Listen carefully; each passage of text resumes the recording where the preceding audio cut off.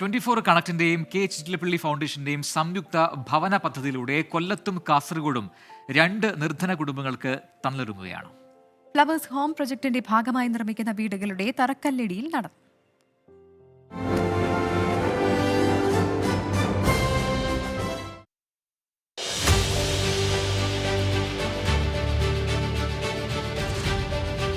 കൊല്ലം തഴവ പാവുമ്പയിൽ പൊന്നൻ രജിത ദമ്പതികൾക്കാണ് തലചായ്ക്കാൻ സുരക്ഷിത ഇടം ഒരുങ്ങുന്നത്. കെ ചിറ്റിലപ്പള്ളി ഫൗണ്ടേഷൻ 24 കണക്റ്റുമായി ചേർന്നാണ് പദ്ധതി നടപ്പിലാക്കുന്നത്. ഫ്ലവേഴ്സ് ഹോം പ്രോജക്ട് വഴി കൊല്ലത്ത് നിർമ്മിക്കുന്ന 2ാമത്തെ ഭവനമാണിത്. കുടുംബാംഗങ്ങളുടെ സാന്നിധ്യത്തിൽ പുതിയ വീടിന് തറക്കല്ലിട്ടു.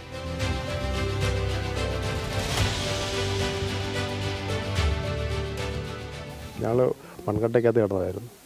അതിൽ ഇങ്ങനെ വീട് കിട്ടിയോട് സന്തോഷം.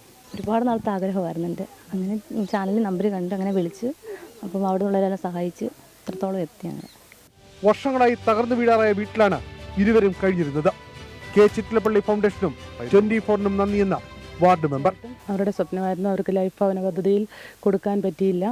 അപ്പോൾ ഈ വീട് കിട്ടിയത് അവർക്ക് ഏറ്റവും ഉചിതമായിട്ടുള്ള ഒരു കാര്യമാണ്.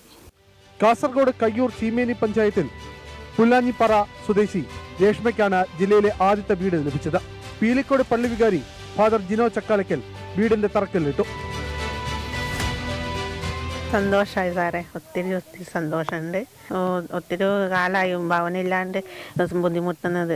ഈ ഭവനം ഒരുക്കി തന്നതിന് 24ന് ചിറ്റിയ ഫൗണ്ടേഷനും വളരെ നന്ദി അറിയിക്കുകയാണ്. 24 കണക്റ്റും കെ ചിറ്റിലപ്പള്ളി ഫൗണ്ടേഷനും ചേർന്ന 100 വീടുകളാണ് ഭവന പദ്ധതി വഴി സംസ്ഥാനത്ത് നിർമ്മിച്ചു നൽകുന്നത്. 24 കാസർഗോഡ്, കൊല്ലം.